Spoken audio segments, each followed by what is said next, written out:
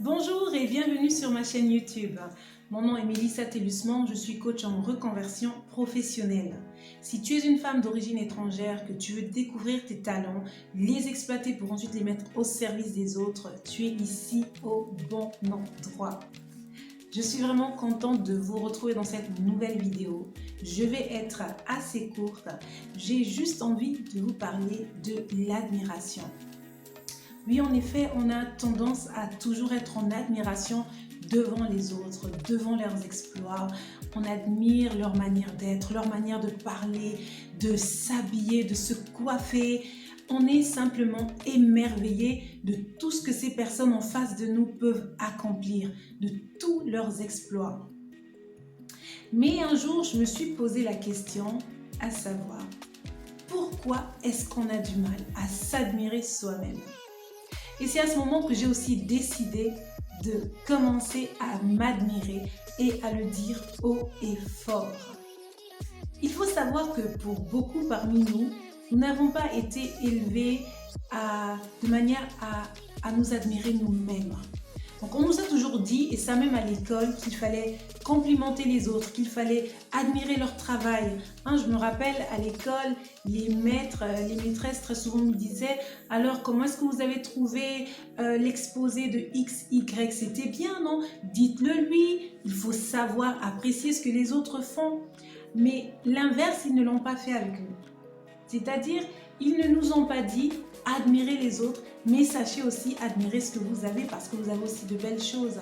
Aujourd'hui, bien sûr, cette chose commence à grandir dans notre nouvelle société parce qu'il y a des personnes qui se sont rendues compte qu'un enfant a besoin de toutes ces choses pour se développer.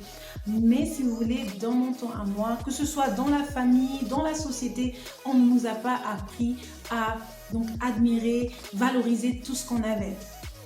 Ensuite, à l'âge adulte, on nous a montré que trop parler de soi, c'était de l'arrogance, c'était être trop fier, c'était vouloir montrer qu'on avait quelque chose de plus que les autres.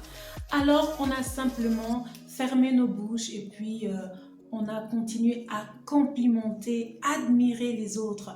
Je trouve ça vraiment bien de complimenter les autres parce que je pense que nous sommes là pour nous aider les uns les autres, les unes les autres à évoluer. Mais je pense que l'erreur, c'est de s'oublier soi-même. Étant chrétienne, il y a un verset qui me poursuit très souvent qui dit « Aime ton prochain comme toi-même ». Et je me demande comment est-ce que je pourrais aimer mon prochain comme moi-même si je m'aime mal ? Alors, si je passe seulement mon temps à complimenter l'autre, à admirer l'autre, est-ce que quelque part, je ne m'oublie pas, je ne me méprise pas, je ne me diminue pas? Et à ce moment, est-ce que mon amour pour l'autre est réel? Aujourd'hui, je peux dire que je suis épanouie. C'est vrai, le chemin de l'épanouissement, il est lent. C'est un chemin de chaque jour. Mais je peux affirmer aujourd'hui que je suis épanouie. Aujourd'hui, je sais ce que j'ai en moi. Je sais qui je suis. Je sais ce que je peux apporter aux autres. Et aujourd'hui, lorsque j'énumère tout ce que je sais faire et tout ce que j'ai, je le fais sans arrogance, mais avec reconnaissance. Parce que je sais enfin où je vais. Et vous savez, ce n'est vraiment pas, mais vraiment pas de l'arrogance de dire ce qu'on sait faire, de dire ce qu'on peut faire. Parce qu'il faut bien que les personnes qui veulent travailler avec vous sachent où est-ce qu'elles vont.